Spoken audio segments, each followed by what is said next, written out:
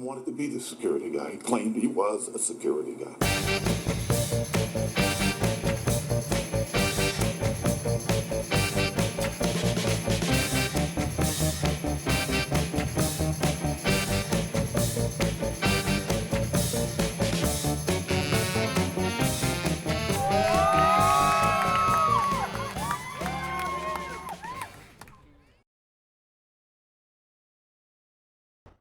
All right, welcome to Security Guy Radio, sir. What's your name? My name is Logan Harris. I'm the CEO of Spotter RF. And what does Spotter RF do?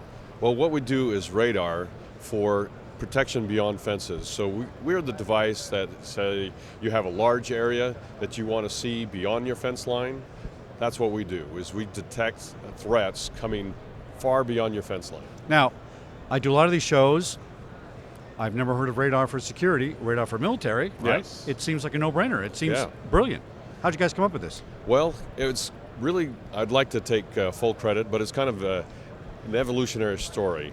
I started out doing radar for monitoring traffic flow on freeways and highways. Okay. These little white boxes that look I always wondered what across those the road. were, yeah. Yes, and we designed those so that we could pick up the traffic, fairly short range, and then back in 2004, myself and the lead RF engineer of that company started another company that did a radar for imaging on these small drones, back in the Iraq War. Oh, right. And they scan an area, and then we made these really small. Like, for instance, we made a 2-pound radar that did the function of what a 100-pound radar did. Wow. And so from that, people are saying, well, if you can do a really small radar system for the air, can you make us a really small radar for the ground?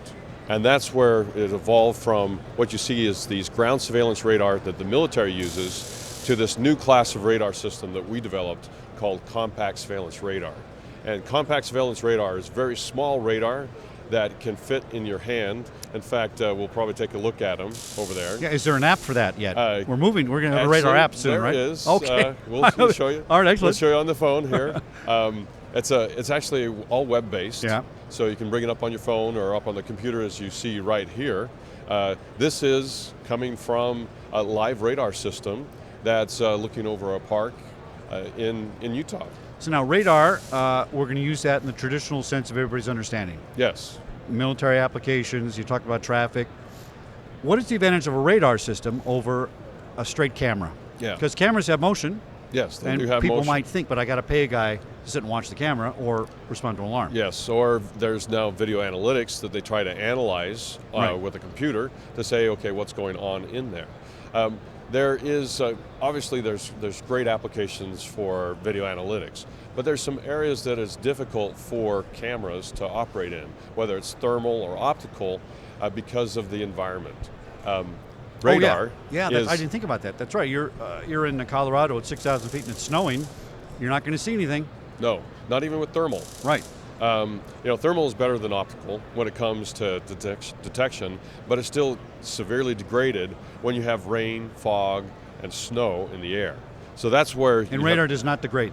It that does. way. It does a little bit. Right. But slightly in comparison to the cameras. Interesting. That's why they use radar for monitoring aircraft, because you can see them hundreds of kilometers away. Yeah. That's why they use radar for weather, is because they can see through the clouds, they can see through the rain. Even though they know it's there, they can see beyond it. Now, are you one of the only people in your space doing this? Yes. For this size of compact surveillance radar, there's been other radar systems out there, obviously. Sure. Most people are familiar with the ICX radar systems with the spinning radar heads. Oh, yeah. Now they're owned by FLIR.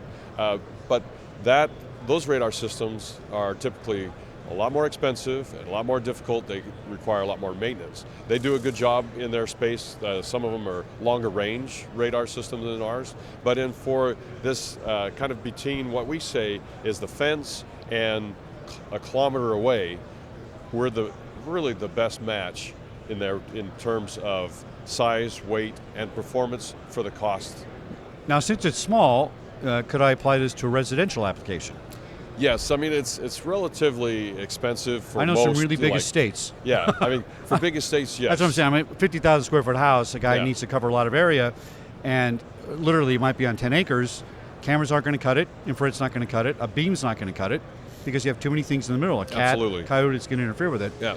So how does the radar different in detection from, let's say, a motion sensor? Yes. It is. Okay. It is a motion sensor, but it's not that technology.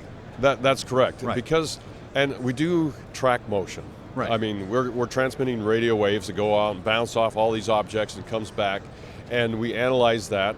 But we have a lot of information there that isn't typically available to just like a PIR, where it picks up a little motion at a certain block and then it throws a Right. contact closure, or it makes some sort of alarm. We do a lot more than that. And to give you an example, hopefully the resolution is good enough here, but as we zoom in. And by the way, this is if you're listening on the podcast, you can watch this on YouTube. I'm looking at a screen, and this will be your interface on how Yes. you would view it. It's our web-based user interface. Web-based interface, and I have an aerial. Looks like Google Maps, maybe. It's just it's not actually Google Maps, Oh. which just comes from a map server that's actually cached embedded on our server. Okay. So it doesn't go out into the internet. So I'm looking on an aerial view of this property. It's showing the range of your radar in the zones, and then to the right I have a live. This is a live feed, right? Live video feed. Live video feed from Utah of somebody playing soccer in the park. Yep. And riding bikes around. Right. But look in the background here. Look what's happening. Look at these trees There's back a lot here. of movement, right? All this movement. If you look in the aerial map, see all these trees? Right. This is all within the field of coverage of the radar system. Do you see any tracks on any of those trees? Any type of detections from those? No, we don't actually. No. Yeah. You don't. And there's a lot of movement in those There's trees. a lot It's of movement. Probably 50-mile-an-hour winds out there. Yeah, probably not 50, but Oh, all right. but it's a windy day. You got a lot of motion in there. Right. Now this is the type of situation that the radar does well in. Right. Whereas Whereas a regular system would be going off every 5 minutes. yeah, you would be having all these things popping up here, and you have a lot of false alarms. Sure.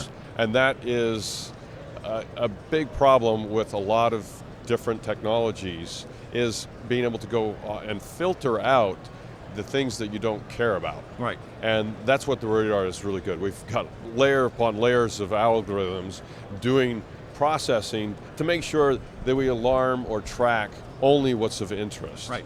And that right there, for most people, is phenomenal. If they know what they're looking at and say, okay, how would I do this with video analytics? They say, I wouldn't even do that. No. Because that's too hard. You have got too many things moving Right. around. I got these bushes and these trees and all that kind of stuff, and that's going to send out all these false alarms. So people this are going is to a ignore live that. feed in a park. I'm assuming you're not paying this guy to walk around, because if you were, he'd No. be very tired. he's No, he's been because walking back and forth in this park for got- about 10 minutes. I don't- And on the screen we're showing his track Yeah. at the bottom. Right. Right there. That's him walking, number right. 3974. Yeah. Then we switch over to the other people here. Here's a mom and a stroller and a dad Yep. walking. And so you can track up to 20 different objects or people Okay. with one radar system, and then we can set up in the radar system to do different things with these geographical zones, where we can salute a queue, send off alarms, send off emails, and basically automate the whole process of responding to a potential threat. Now, how do the analytics, or what kind of analytics are put into this? Because let's say I'm the guard and I get up to go to lunch and I'm not watching the camera. Yes. Because watching the camera is part of a function, right? What do I go back and look at? Can I go back and find patterns? Can I see that number 3974 stayed there for 5 hours? Or I know it's not visual. It's just it's monitoring the motion. But what can I learn from the data? How can I crunch it? Okay, you can learn a lot from the data. All right. You can look up into the upper left-hand let me side of the screen. Yeah, let me move the camera up there. If you can So we make it a little close up. see that. All right. Okay, this is the information, and it's part of the information. It's not all the information that we get from each target. Yeah, you This clicked is- on 13974 and this popped up. And this popped up. You have, it's GPS coordinates, it's speed, it's heading, it's displacement, total distance. We also can classify it, and Duration, he's walking 84 seconds so far, 85 seconds. yeah, and then I can turn on other things, like I can say, oh, I'm going to put in, I'm going to add my RCS, my radar cross section here, so I can add in more information.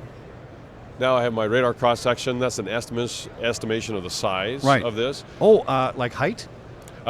Sort of. So, It's, okay. It's size Or mass. It's more like reflectivity. Oh, I see. Okay. That's because that's what the radar sees. Right. Is reflectivity. I see. Anyway, all this information is there. It's being stored on our little radar management system, and then it all can be replayed at a later date. I can go back and I can say, okay, give me all the tracks between this time and this time, show where they went. I can see that all Wow. graphically on the map. So all this information is being stored, and you can gain a lot by saying, okay, what is happening, with where did they come from, where did they go, say Right. in terms of, okay, what was their avenue of approach? I can see a lot from intent. Like, for instance, even if the camera is not working and I've got a track that's coming in straight for me, and then I turn on some lights or I send an alarm and they don't turn away, You go into Warcraft mode. then I go, I've got a video game. I got a guy that's going to come and take me out. Right. Exactly. I can go Yeah. into my second response protocol. It says, okay, now I go into my red. I go do my yellow warning alert. Then if they don't respond and move back, then I can go to my red warning, and I can do that all even without even seeing them. Right. I'm thinking right now of a police application where at a mobile command post they set this up to make sure nobody's getting too close to them. Yeah.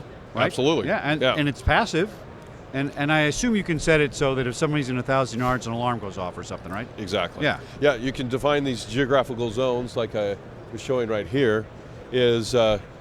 It's really just a matter. Let's go over here. Kind of a and- geomapping, I guess you call it. Now, Yeah, does they that call them geofences. yeah, does that show the actual range of this particular radar? Yes. Now, you have not restricted it or expanded it. That's just kind of its range. Yeah, so the coverage area for a walking person is this a red circle. ellipse. Oh, That's okay. the coverage area. Oh, well, how come it's not green and red out, closer to that red line?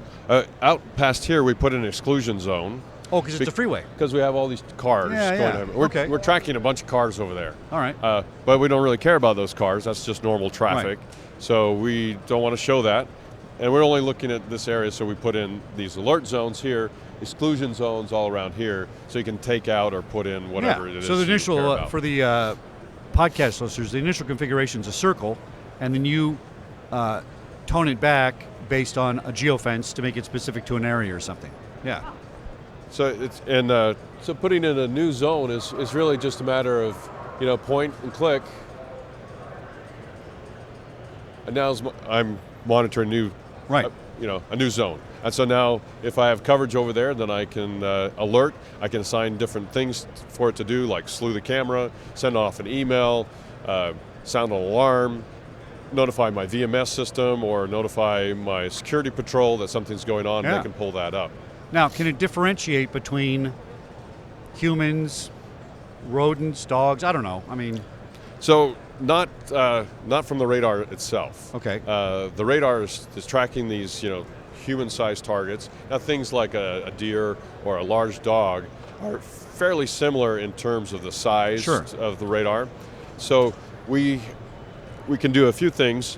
For instance, if they don't want to see the deer, we can define what we call behavioral filters, where we can say, depending on how they behave, because we have this nice long track. Right. So I'm going to show you one here.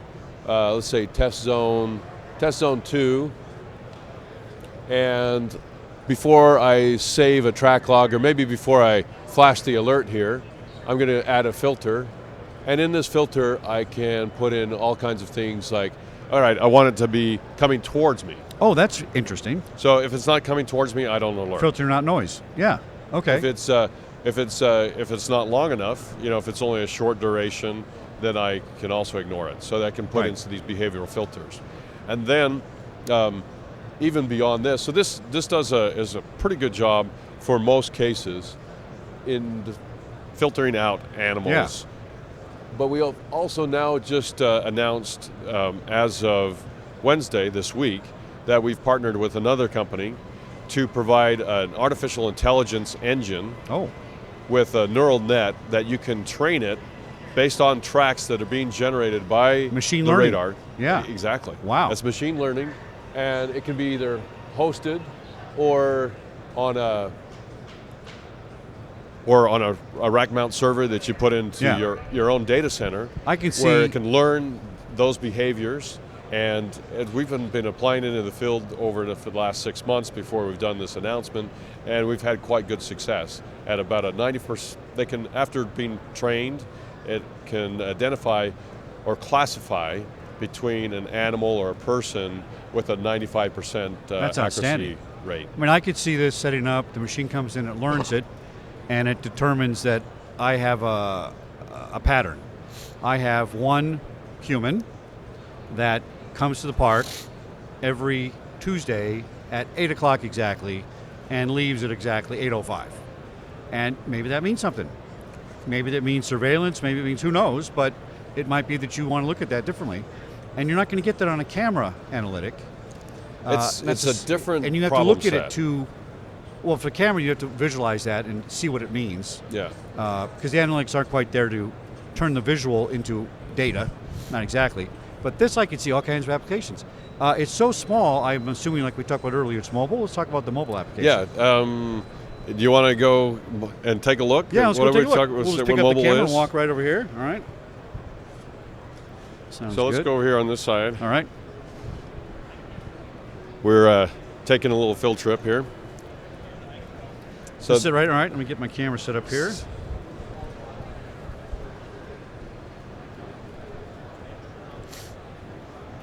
All right. So what am I looking at? This device. It looks kind of familiar to me for some reason. this is our mobile kit, Okay. and it's for a rapid response. You have an incident, or you want to protect a particular facility, and you want to do it quickly. All fits into a small Pelican case with the thermal camera or optical camera, depending on the lighting conditions. This is one of the radars. Like I was saying, Very small, small. Very small. very lightweight.